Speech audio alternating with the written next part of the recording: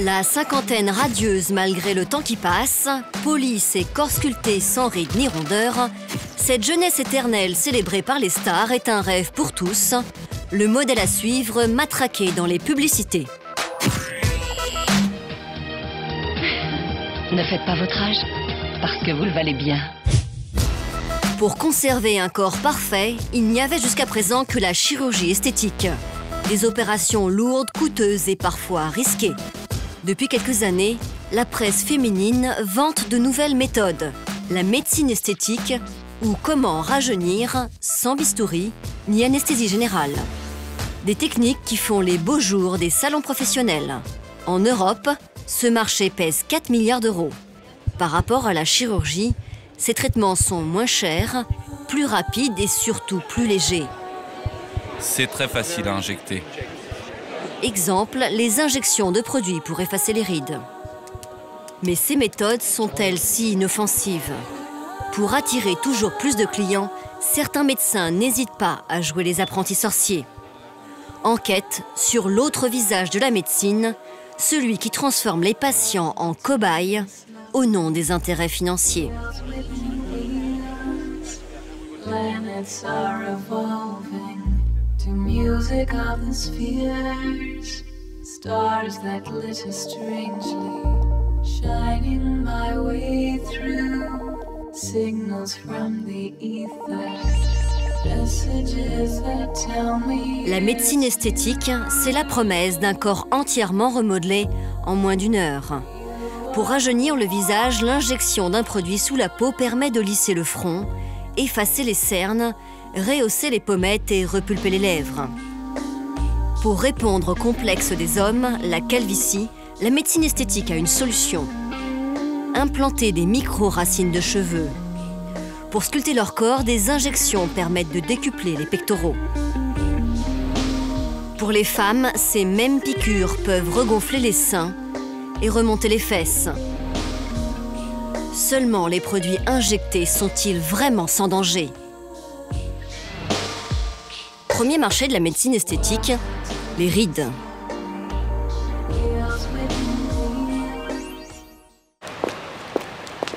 Rien qu'en France, 400 000 personnes comme Gabrielle Lesmarie s'injectent chaque année des produits anti-rides. Un marché de 46 millions d'euros. Tous les 3 mois depuis 10 ans, cette formatrice en entreprise se rend dans ce cabinet médical. Un rituel dont elle avoue à 48 ans ne plus pouvoir se passer. C'est ma façon à moi d'être bien. Bien sûr qu'on y prend goût parce qu'on se sent mieux quand on ressort. Bonjour. Vous allez bien? Merci. Et vous? Oui, entrez. Pour lutter contre les outrages du temps, cette patiente confie son visage à Catherine de Goursac. C'est une généraliste de formation. Mais depuis 20 ans, elle se consacre uniquement à l'esthétique, une activité plus rémunératrice. Là, il y a des petits boutons qui ressortent. Oui. Pour cette pratique, elle n'a besoin d'aucun diplôme. Et je reste médecin, toujours. En revanche, il faut peut-être avoir aussi une âme un peu plus esthétique. C'est de la sculpture, vraiment. Donc je pense qu'on pourrait presque avoir des cours avec les Beaux-Arts. Pour l'injection d'un anti-ride en un quart d'heure, elle facture 300 €, 13 fois plus que les 22 € d'une consultation de médecine générale. Il faut rester dans l'élégance, donc très discret. Oui. Donc moi, je verrais peut-être un tout petit peu les plis d'amertume. Oui. Peut-être les encoches, et puis on s'arrête là. Hein. D'accord. Le reste est très bien. C'est de l'acide hyaluronique. Pour redessiner le visage de sa patiente, ce médecin injecte de l'acide hyaluronique, un composant naturellement présent dans la peau. C'est le produit le plus utilisé en esthétique devant le Botox, réservé aux rides du front. Donc là, on a un petit creux ici. Oui. En 2009, 250 000 injections d'acide hyaluronique comme celle-ci ont été pratiquées en France. Je ne vous fais pas mal. Non, du tout. Injecté sous la peau, ce gel translucide remplit le creux des rides. Je vais remettre une lichette. Et redonne du volume au visage. 10 minutes plus tard, le résultat est très subtil, presque invisible à l'œil nu. Voilà. Vous voyez, c'est beaucoup plus rectiligne. La ligne est continue. Et là, en fait, je trouve que c'est mieux. Je me plais, voilà. Un plaisir éphémère, c'est l'inconvénient de l'acide hyaluronique, il se dissout très vite. Combien de temps elle en a maintenant avec cet acide? En général, on dit 6 à 8 mois, c'est un bon 8 mois. Donc on aimerait des produits qui tiennent un peu plus longtemps. Si ça pouvait être de l'ordre de 2-3 ans, c'est bien. Mais oui, voilà. À bientôt. À bientôt. Au revoir. Merci beaucoup. Pour que le produit dure plus longtemps, à la fin des années 90, plusieurs laboratoires ont eu une idée. Rajouter à l'acide hyaluronique des particules de plastique. C'est notamment l'histoire du Dermalive du laboratoire français Dermatech. Lancé en 1998, cet antiride injectable sous forme de seringue fait fureur dans toute l'Europe. Mais en moins de 3 ans, il aurait provoqué 5000 victimes. À Cannes, nous avons rencontré l'une d'entre elles. Il y a 11 ans, Evelyne Bassing a fait confiance au Dermalive pour repulper ses lèvres. 2 ans plus tard, des boules se sont formées sous sa peau, une bouche meurtrie que cette Italienne cache pudiquement sous le maquillage.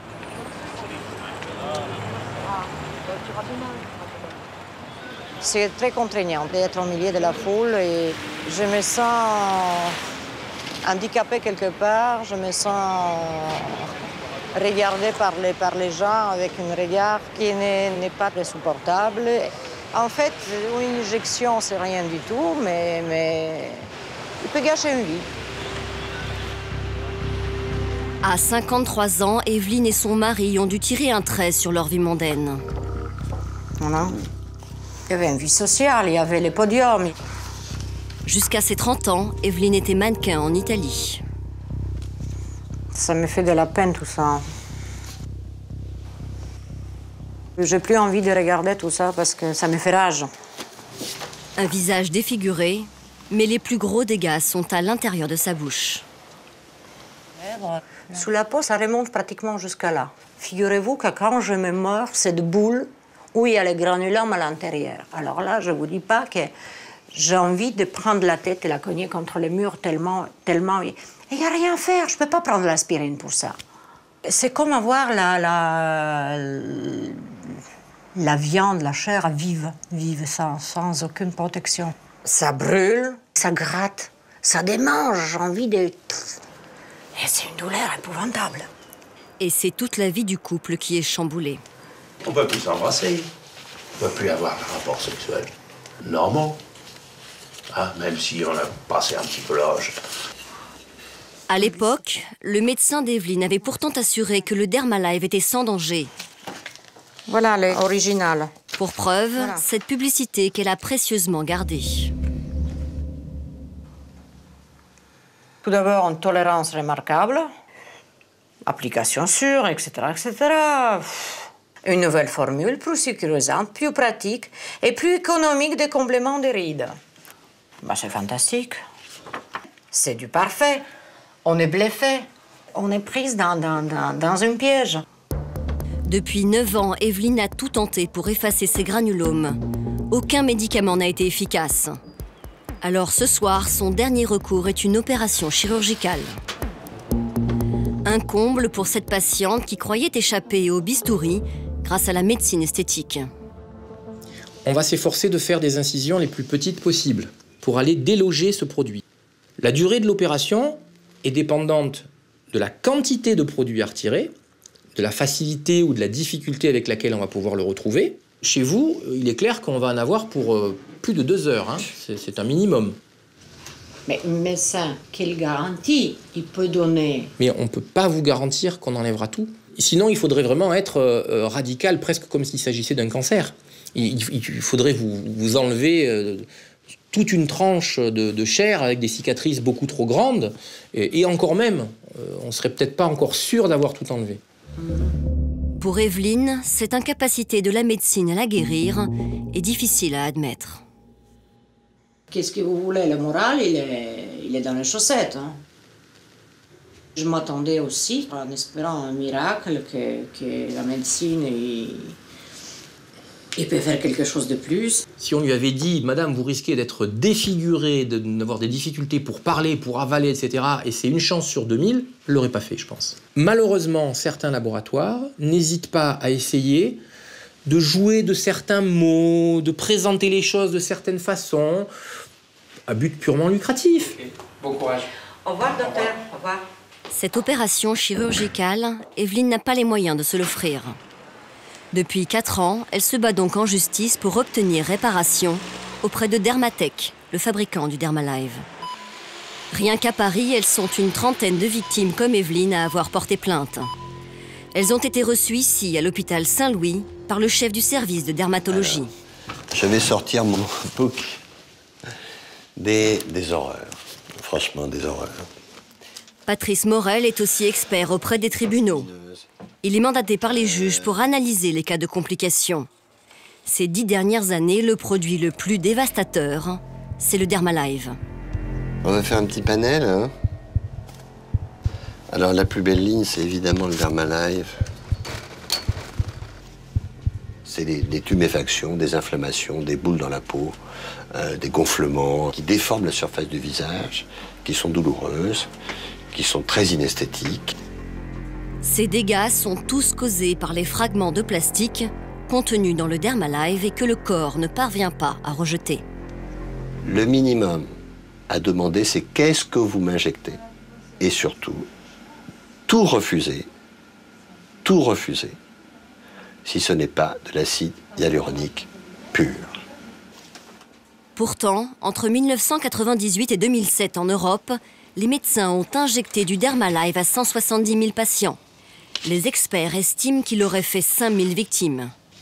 Dans son bureau, Patrice Morel a vu défiler plusieurs médecins français mis en cause suite à des complications. Ces médecins qui font ça, alors évidemment, quand ils sont dans mon bureau au moment d'une expertise, ils regardent plutôt leurs chaussures en disant « Oh là là, qu'est-ce que j'ai fait ?» Mais en gros, à part passer le moment difficile de l'expertise, c'est l'assurance qui paye. Ils s'en foutent. Tout le monde y gagne, sauf en bout de course. La patiente qui a fait confiance au médecin et qui est trahie dans sa confiance. Le problème, c'est qu'en France, vous êtes défiguré, vous ne touchez pas beaucoup d'argent, hein, faut pas croire. Ces femmes défigurées, elles touchent quelques milliers d'euros. À ce jour, en France, sur plusieurs centaines de victimes probables, moins de 10 ont été indemnisées par le fabricant du Dermalive. Elles ont touché entre 5 et 15 000 euros, selon les juridictions. Parmi les médecins ayant injecté du Dermalive, Catherine de Goursac. Est-ce qu'on a des granulomes importants? Cette généraliste fait partie des praticiens français qui comptent le plus de victimes avec le Dermalive. 16 patientes en quelques mois. Quand j'ai compris que ce n'était pas transitoire, j'ai été catastrophée. Je m'en suis terriblement voulu et j'ai été très marquée. Elles viennent pour s'améliorer, elles se retrouvent avec un effet secondaire. Je considère que c'est inadmissible. En 2002, Catherine de Goursac est l'une des 2 seuls médecins français qui portent plainte contre Dermatech, le fabricant du Dermalive. Je considérais qu'il n'était pas acceptable qu'il reste sur le marché, qu'on voit dans les congrès, qu'on ait des stands avec le Dermalive, avec tous les effets secondaires qu'on ait. Ça me choquait terriblement. Combien de temps vous l'avez vu ce produit? Ah, des années, des années, des années. À l'époque, ce médecin avait également alerté l'AFSAPS, l'agence officielle qui contrôle les produits de santé, pour qu'elle interdise le Dermalive.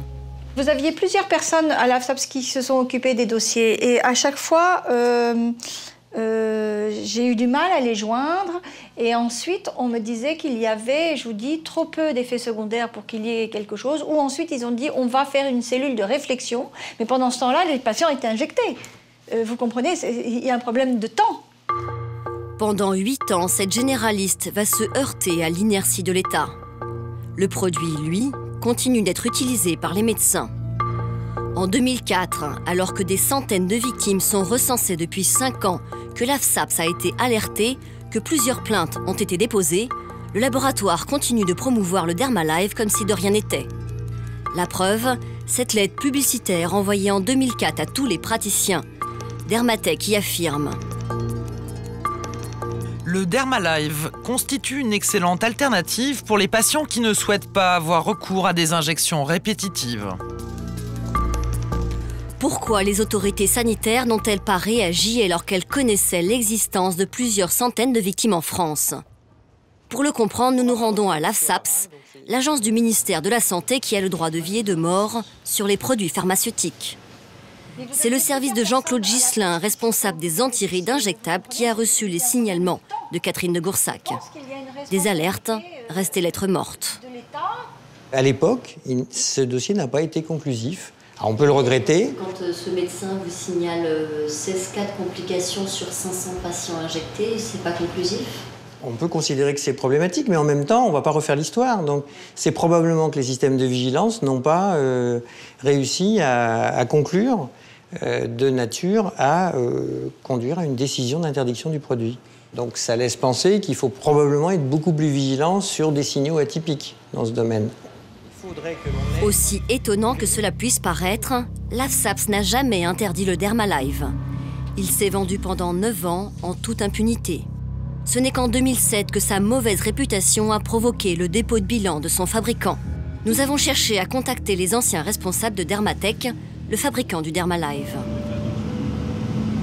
Madame, monsieur, nous sommes arrivés à Nice, aéroport Côte d'Azur. À Monaco, nous avons retrouvé l'une d'entre eux parmi les 250 exposants de l'un des plus grands congrès mondiaux de médecine esthétique. Surprise, pour elle, les affaires continuent. Elle a créé un laboratoire d'injectables anti-rides qui compte parmi les leaders du marché. Oui, bonjour, je suis journaliste. Est-ce que vous accepteriez de faire une interview? Elle ne souhaite pas répondre face à la caméra. Expliquez-moi effectivement comment ce produit qui, dès 99, a posé des problèmes de complications à plusieurs femmes, donc on parle de 2 à 4% de femmes, comment effectivement pendant si longtemps il est resté sur le marché? Alors parce que j'avais un actionnaire majoritaire qui me disait il ne faut pas arrêter, j'ai suivi ses instructions, mais je n'avais pas les manettes de ma société. Par rapport à tout ce qu'on vendait, il y avait quelques petites réactions, tout le monde a ça, on n'arrête pas un produit pour ça. Vous savez, arrêter toute la promotion d'un produit, enfin je sais pas. Aujourd'hui, elle préfère que l'affaire Dermalive tombe dans les oubliettes. Business oblige. Vous voulez pas le dire devant une caméra? Parce que je ne veux pas qu'on associe mon nom à ce produit. Excusez-moi. Vous voyez, quand on a un laboratoire qui marche extrêmement bien, j'ai des clients fidèles, j'étais représentant quand j'ai démarré. Et regardez ce que j'ai maintenant. Alors, faire une émission à sensation en me montrant avec une patiente qui pleure en disant c'est à cause de vous que tout m'est arrivé, c'est tellement génial pour vous, mais moi ça m'intéresse pas, vous comprenez? Franchement, ça suffit, madame, ça suffit. Les dirigeants de Dermatech n'ont jamais été poursuivis à titre personnel. L'entreprise, elle, a été condamnée à plusieurs reprises pour non-respect de l'obligation d'informer sur les risques encourus. Elle a indemnisé moins d'une dizaine de victimes en France. 3 ans après le dépôt de bilan de Dermatech, les pouvoirs publics ont-ils tiré les enseignements de cette affaire? Pas sûr, car la réglementation n'a pratiquement pas changé. Le problème, c'est que les injectables anti-rides sont très peu testés avant leur mise sur le marché, comme le reconnaît l'AFSAPS, l'agence chargée de contrôler les produits de santé. Alors la difficulté, c'est que les études cliniques qui peuvent être faites avant la mise sur le marché ont souvent une portée limitée, c'est-à-dire en nombre de patients inclus dans les études, quelques centaines au maximum, et par ailleurs sur des durées de surveillance qui sont relativement limitées. 6 mois de tests pour ces injectables, au lieu de 7 ans en moyenne et plusieurs milliers de cobayes pour les médicaments. On ne sait pas ce qui va se passer dans 2 ans, dans 3 ans. Là, il y a beaucoup d'inconnus. On ne pourra jamais donner la garantie de la sécurité absolue à long terme pour ces produits. Cette absence de garantie inquiète la Direction générale de la santé. Suite à une série de complications liées à la médecine esthétique, cette administration a tiré l'alarme il y a 2 ans dans un rapport confidentiel, en écrivant notamment à propos des injectables anti-rides. La réglementation non sécurisante du matériel n'offre aucune garantie d'efficacité et n'impose pas la réalisation d'essais cliniques. Les laboratoires ne seraient pas les seuls à jouer les apprentis sorciers. Dans ce rapport, les autorités sanitaires mettent aussi en cause certains médecins et leurs techniques douteuses. Elles sont le fruit d'initiatives individuelles de praticiens basées sur des mécanismes physiologiques parfois mal maîtrisés.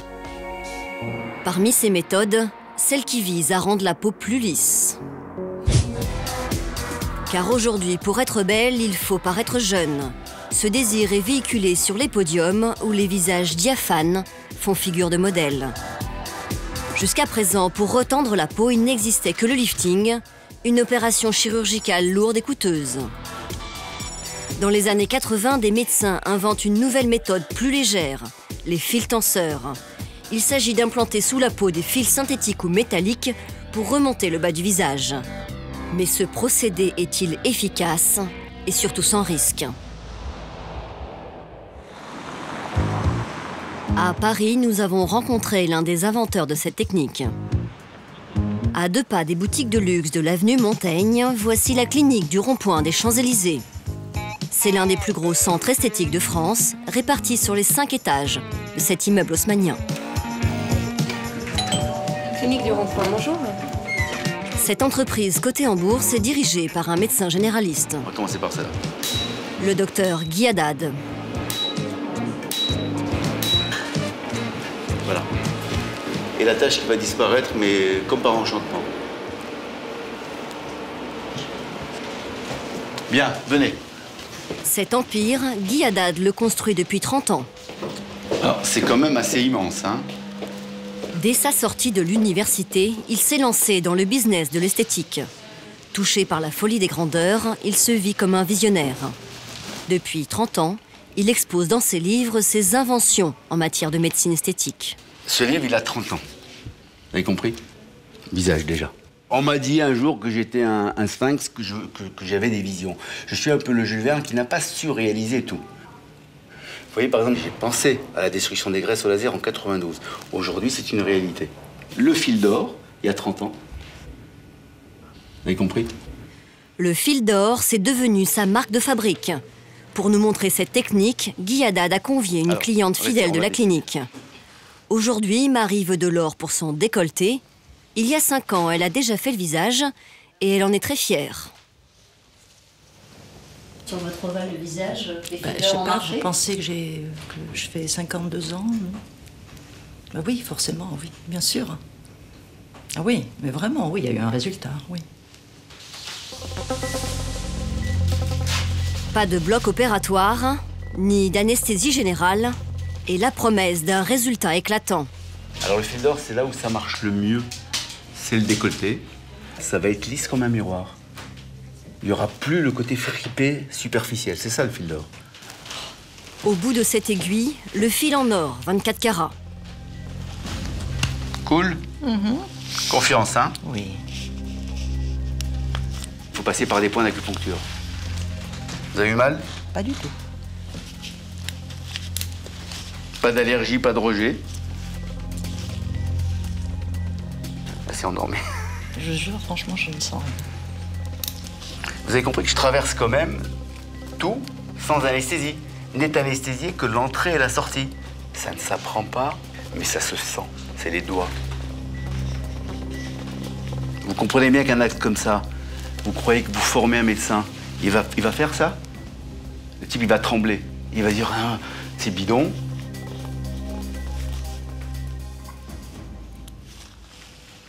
Voilà, j'ai fini. Ça, c'est un royage. Vous trouvez que c'est dégueulasse comme suite après tous ces passages? En un quart d'heure et pour 2400 €, 2 fois moins cher qu'un lifting, Marie vient de bénéficier d'un remaillage au fil d'or. Guy Haddad l'assure, dans 3 mois, ce décolleté sera lissé et la patiente comblée. Aujourd'hui, on ne peut pas faire 30 remaillages par semaine depuis maintenant plus de 20 ans si on n'a pas des résultats fabuleux. Il faut ouvrir les yeux. Vous voyez, il y a pire qu'être aveugle, c'est fermer les yeux pour ne pas voir. Pourtant, rien ne prouve aujourd'hui que la technique est efficace. Pire, bien que tolérés par les autorités, les fils d'or sont décriés par l'ensemble de la communauté médicale. En 2004, dans son rapport annuel, la Société savante des chirurgiens plasticiens français a fait une mise au point sur les fils d'or. Ce procédé n'a jamais fait la preuve de son efficacité. Nous ne pouvons cautionner par le silence cette pratique scientifiquement et donc déontologiquement réprouvable. Parmi les auteurs de ce rapport, l'un des anciens dirigeants de la Société savante des chirurgiens plasticiens. Nous le rencontrons dans son cabinet parisien. Patrick Buet est un spécialiste des liftings. Depuis quelques années, il s'est aperçu que certaines patientes conservaient sous la peau des fils d'or cassés en petits morceaux, comme le montre cette radio. Quand j'opère des patients et que je vois ces petits bouts de fil qui se baladent dans les joues et dans les trucs, c'est fragmenté. Alors au départ, c'est pas fragmenté. Ils sont comme ça, un petit peu éparpillés. Il n'y en a pas beaucoup.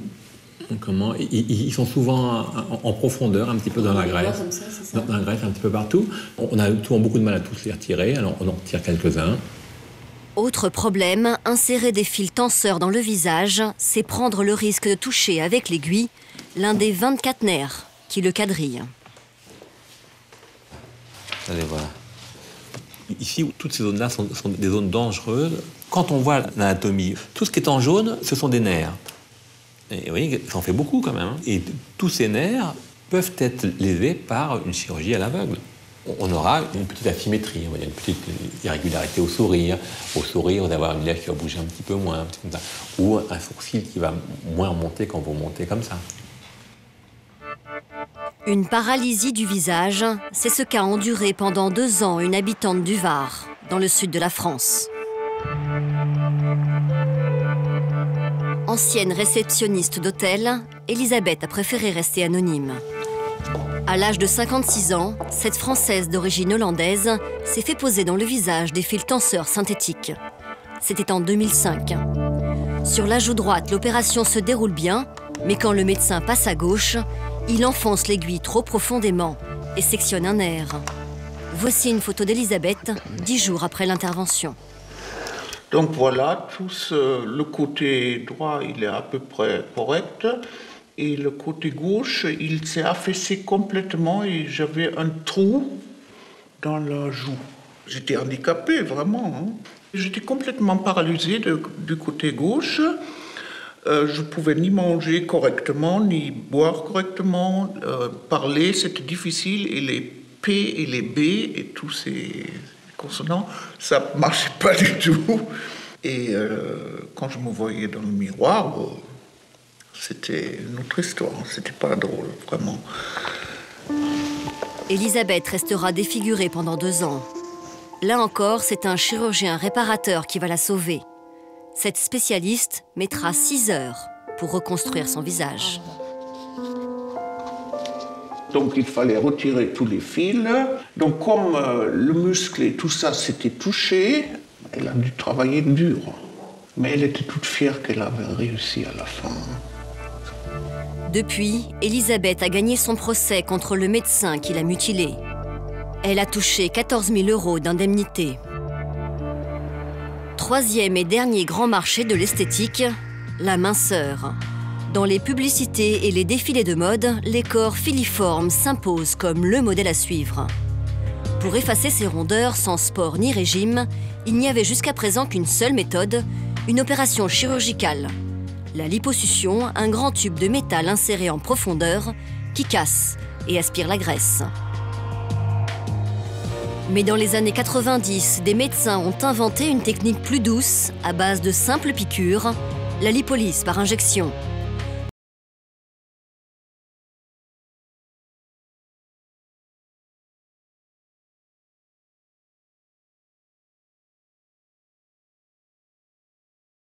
Un cocktail à base d'eau salée. L'objectif, faire éclater la graisse. Une méthode déjà pratiquée sur 8000 patients en France. Problème, elle peut faire des ravages.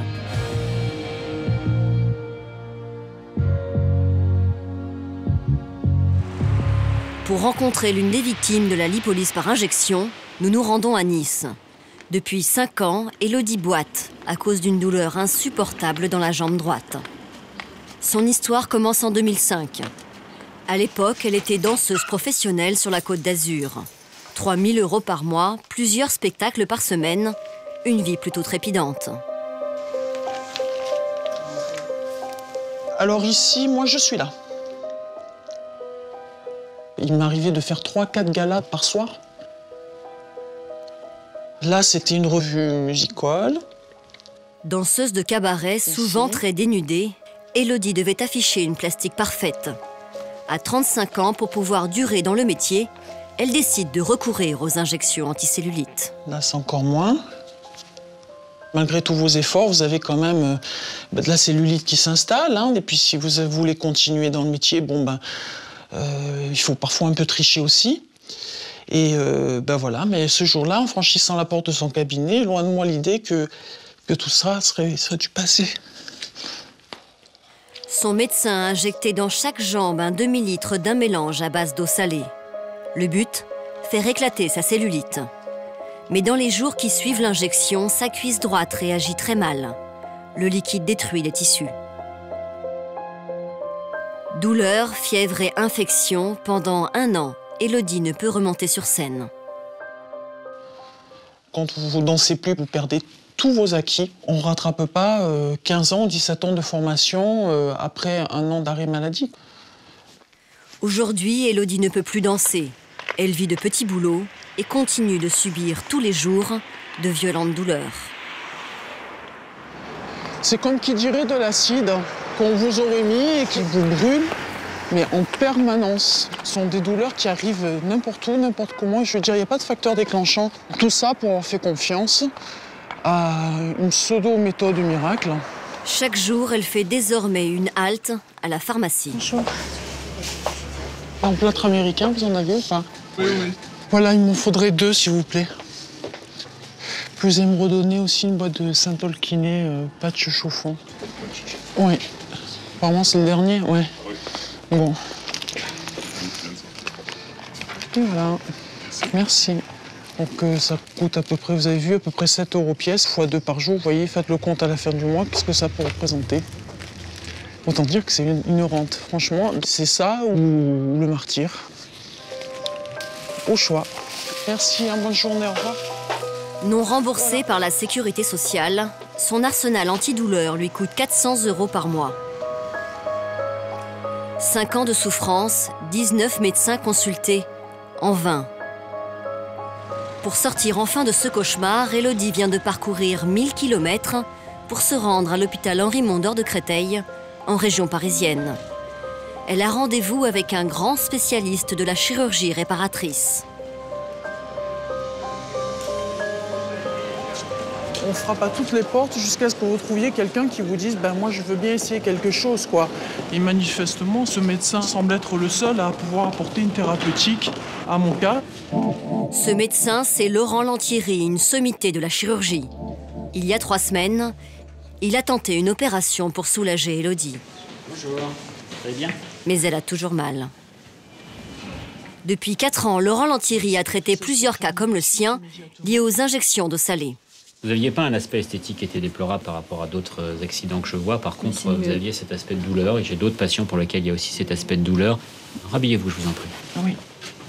Ces complications d'un genre nouveau, Laurent Lantieri a du mal à les soigner. Cette pathologie de la lipolyse est une pathologie qu'on nous a inventée. Pour qu'on nous invente cette pathologie, on essaie de trouver une solution pour vous et pour d'autres qui ont été traités de cette manière. Enfin, traiter, c'est un bien grand mot. Donc ça, on a fait ça il y a 3 semaines. Vous avez été soulagé tout de suite. Mais là, de nouveau, les douleurs reviennent un petit peu. Ouais. Il y a une petite œdème, mais... Ok. Je vous laisse repartir dans votre sud où il fait un peu plus chaud que chez nous. Et puis, on se revoit dans 3 mois. D'accord. Merci. Bon retour.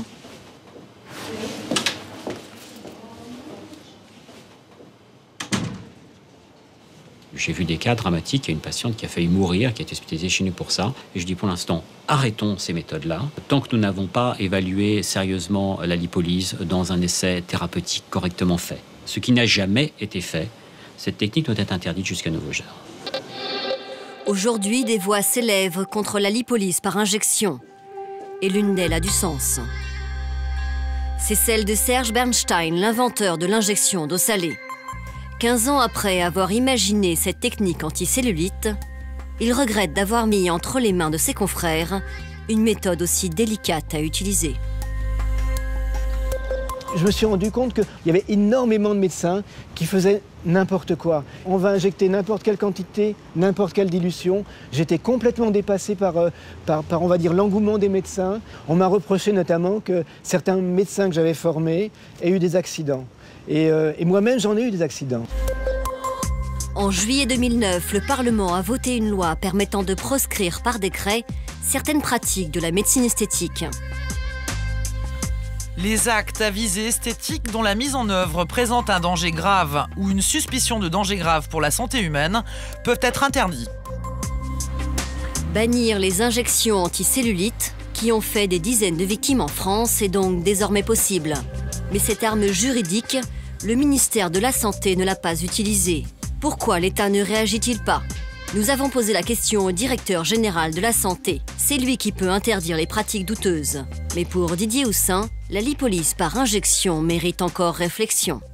Écoutez, aujourd'hui, ça fait partie des techniques que l'on a, que l'on surveille.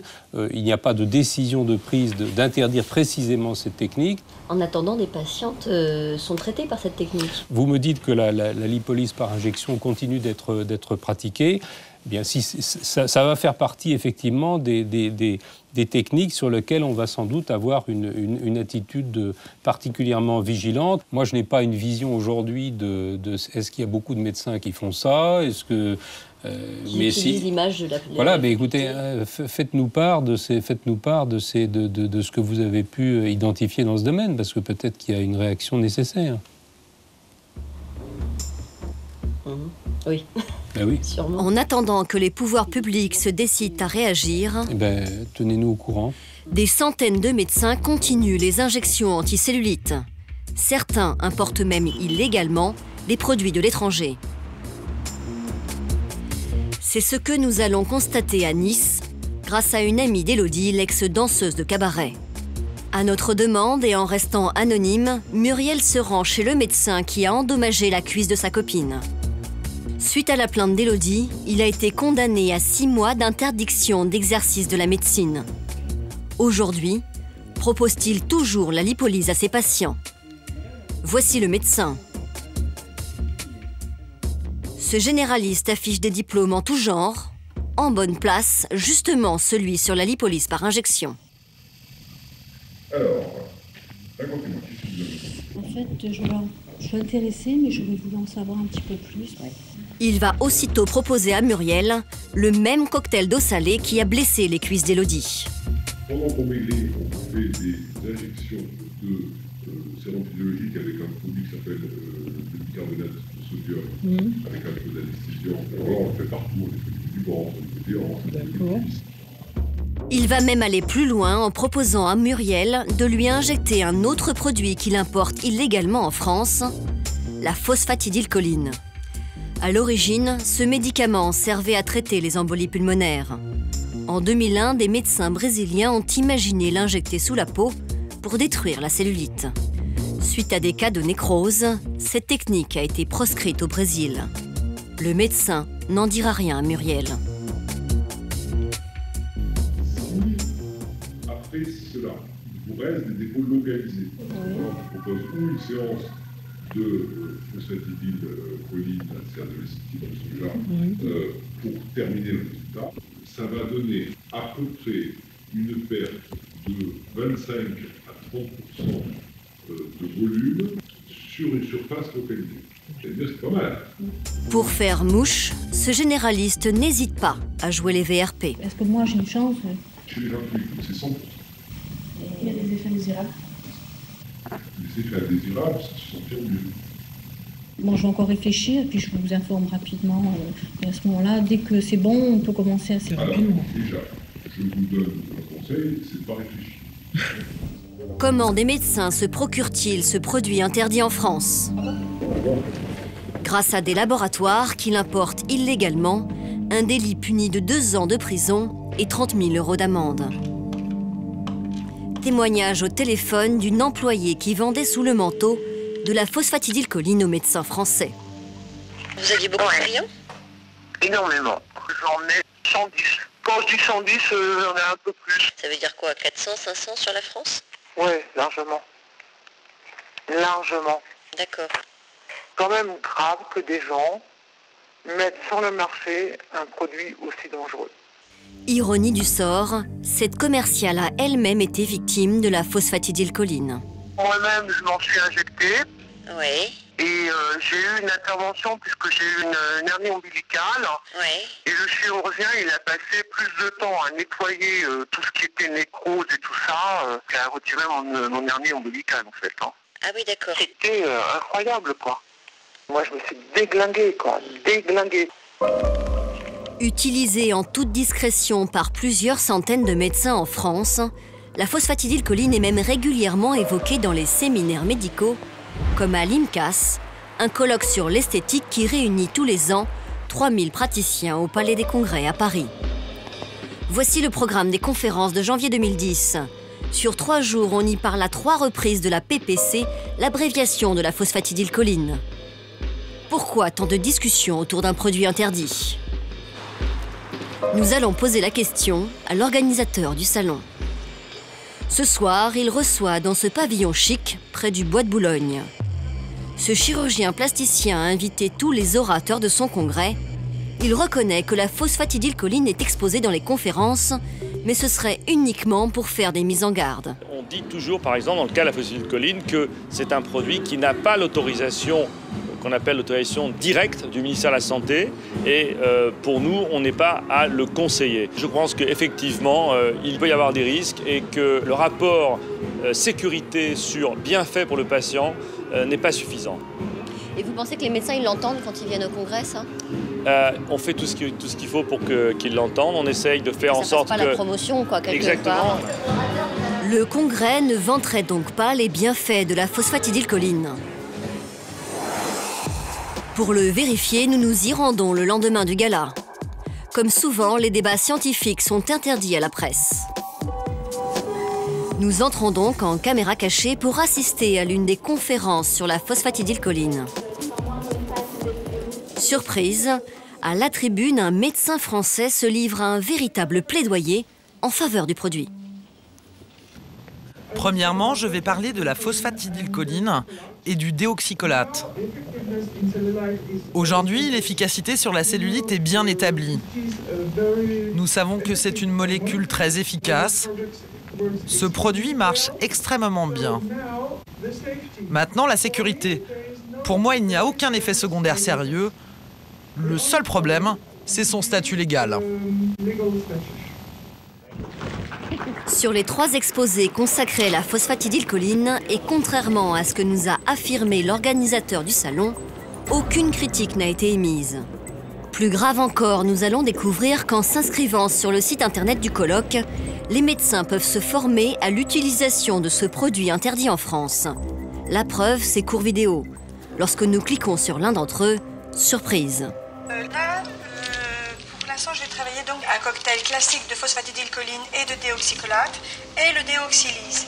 Et donc, je vais pouvoir le personnaliser selon la patiente. Cette formatrice, c'est Catherine de Goursac, la généraliste qui nous avait reçus à son cabinet. Aujourd'hui, elle reconnaît avoir utilisé le produit interdit pendant 5 ans. J'avais pas l'impression d'être très illégale, surtout que nous avions la possibilité d'aller en Allemagne, c'était pas très difficile, de l'acheter sur ordonnance, sur prescription médicale, dans des pharmacies et de pouvoir absolument l'injecter. Vous étiez en infraction avec la loi.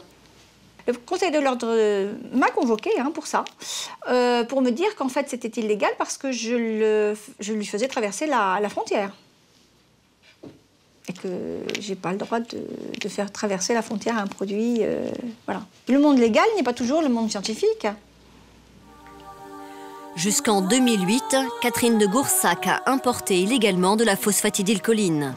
Elle n'a jamais été poursuivie devant la justice.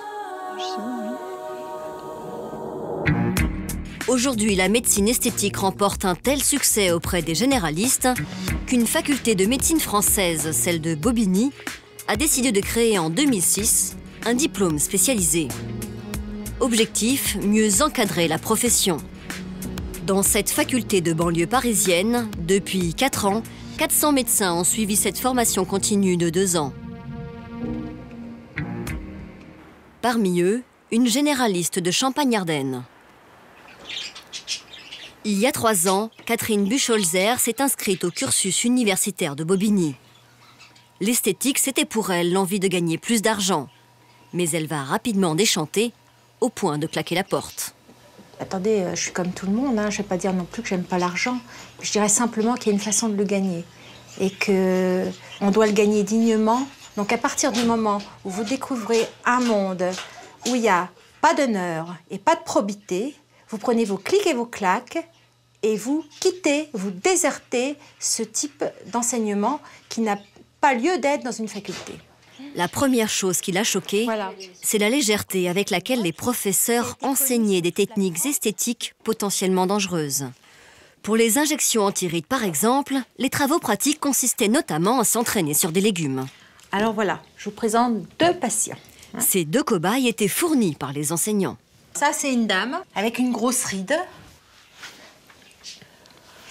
Donc, vous piquez dans la peau de la dame et on infiltre. Voilà. Puis on redescend un petit peu plus bas dans la ride. On pousse le produit en retirant l'aiguille. Voilà. Des travaux pratiques dont ce médecin préfère rire aujourd'hui. Et pourquoi des aubergines? C'est un petit peu plus souple que la courgette. Et en même temps, ça n'a pas la fragilité de la tomate. Vous voyez, c'est subtil en fait. Ça va avec le reste. Puisque tout n'est que vacuité dans cet enseignement.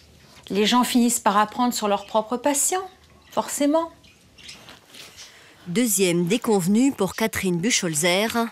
En catimini, la lipolyse par injection, cette technique dangereuse était également enseignée. Ça n'a pas été inscrit au programme des cours. C'est-à-dire qu'on le trouve nulle part. On ne le trouve nulle part. Néanmoins, une des personnes chargées de l'enseignement a donné la parole à un médecin de façon tout à fait informelle et la technique a été présentée. Et bien évidemment, c'était une invitation à la pratiquer.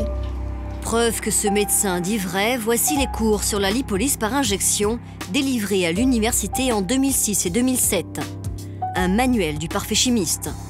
On y trouve la recette du mélange d'eau salée à injecter, les proportions à respecter et les techniques d'injection à utiliser. Parmi les 2 médecins cités en référence, Serge Bernstein, l'inventeur de la lipolyse que nous avions rencontré. Ce généraliste va nous confirmer qu'il a participé à cet enseignement universitaire dont l'objectif était bien de former les médecins à cette technique pourtant controversée. Elle a été enseignée notamment par la personne à qui j'avais moi-même, 15 ans auparavant, fait part de ma mise au point. J'ai moi-même fait un exposé devant 80 étudiants. Les cours eux-mêmes disent que cette méthode est efficace, mais qu'il faut avoir des règles de prudence. Et que d'autre part, les questions d'examen montrent tout à fait qu'il faut être capable de pratiquer cette méthode. En 2008, sur demande de la Direction générale de la santé, les organisateurs de cette formation ont suspendu ces cours. Mais le diplôme de médecine esthétique, lui, est toujours proposé. Et nous avons découvert une dernière dérive, financière cette fois.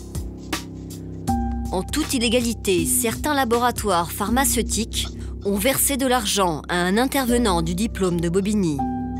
Objectif, promouvoir leurs produits auprès des 160 étudiants du diplôme, 160 clients potentiels. C'est ce que va nous révéler par téléphone le salarié d'un fabricant d'injectables anti-rides. Oui, bonjour. Oui, bonjour. Je fais un sujet sur la médecine esthétique. Il a été au cœur de ces tractations commerciales. Dans les ateliers, il faut qu'ils aient des produits. On a mené beaucoup de produits et en plus avec ces produits, pour être présent, il fallait en plus payer la présence ce jour-là. Donc l'organisatrice nous dit voilà, c'est tant pour participer à ce congrès qui est en rapport avec le DU ou tant pour participer à ce workshop. Si on n'avait pas un apport financier suffisant, eh bien, nos produits n'étaient pas présents dans la formation. Voilà. Et combien c'est à peu près cet apport? Cher. Si on prend un module ou l'année, ça peut partir de 2 à 3 000 euros jusqu'à 50 ou plus. Si on prend l'année, c'est très large, hein, mais c'est cher quand même. Hein. C'est l'Ordre des médecins qui a soutenu la création du diplôme de Bobigny en 2006. Donc on va monter au 5e. Allons-y. Venez. Xavier Do préside la section formation du Conseil de l'Ordre. Dans le très beau bureau, ici, vous allez voir, c'est splendide. Voilà. Nous allons découvrir qu'il est parfaitement au courant des dérives financières qui entourent cette formation universitaire. Il y a des visiteurs médicaux qui m'expliquent qu'ils payent des sommes importantes pour pouvoir proposer... Ce n'est pas admissible, c'est tout. Proposer des injectables aux... Non, mais ce n'est pas tout ça. Toute cette... Je leur ai... personnellement... Vous le saviez ? Mais bien sûr. Personnellement, nous leur avons demandé de faire une distinction totale, une scission définitive entre tout ce qui était la partie commerciale, que en aucun cas nous ne pouvons contrôler, et la partie universitaire, enseignement. Nous avons le grand et noble espoir que ces pratiques un petit peu douteuses vont d'elles-mêmes disparaître. Même s'il condamne ces agissements, l'Ordre des médecins ne compte pas désavouer le diplôme. Les dirigeants de l'université de Bobigny sont-ils eux aussi informés de ces pratiques? Nous sommes reçus par le président de la faculté et le responsable de la formation continue. Nous leur montrons le cours sur la lipolyse par injection enseigné en catimini dans le cadre de leur diplôme de médecine esthétique. Ils vont le découvrir en direct. Voilà. Il y a des questions très précises. Pour avoir cet examen, en gros, il faut savoir utiliser cette technique. Écoutez, franchement, je n'en sais rien. Ça, en tout cas, ce que vous nous dites, moi, ça peut m'amener à le vérifier. Je ne suis pas au courant de ces enseignements. Antoine Lazarus non plus, donc on va enquêter. S'il y a des techniques interdites et dangereuses qui sont enseignées, c'est absolument intolérable, et ce d'autant plus que ce n'est pas dans le programme. Mieux, ils ignorent que le diplôme a donné lieu à des tractations commerciales. J'ai recueilli le témoignage d'un laboratoire pharmaceutique qui m'explique que pour pouvoir rentrer dans l'enceinte de la faculté, ils doivent payer entre 3 000 et 50 000 euros. À qui? Au responsable de l'enseignement. Ici, à Paris 13? Je parle du DIU de MMA. Écoutez, si c'est avéré, on portera plainte. Ah oui, non. C'est une activité délictueuse. Très honnêtement, moi, je tombe des nues, là. On ne va pas s'amuser à écorner l'image de l'université pour laisser des pratiques répréhensibles, alors que l'objectif de ce diplôme était, au contraire, de moraliser un peu la profession. S'il y a des pratiques illicites qui ont été faites, on fermera. 2 semaines après cette interview, la faculté de Bobigny a décidé de fermer les cours de médecine anti-âge. Cet enseignement est désormais dispensé par l'Université de Lyon 1. De son côté, l'État planche sur la création d'une formation universitaire nationale. En attendant, les patients toujours plus nombreux restent les proies des jolies promesses de la médecine esthétique.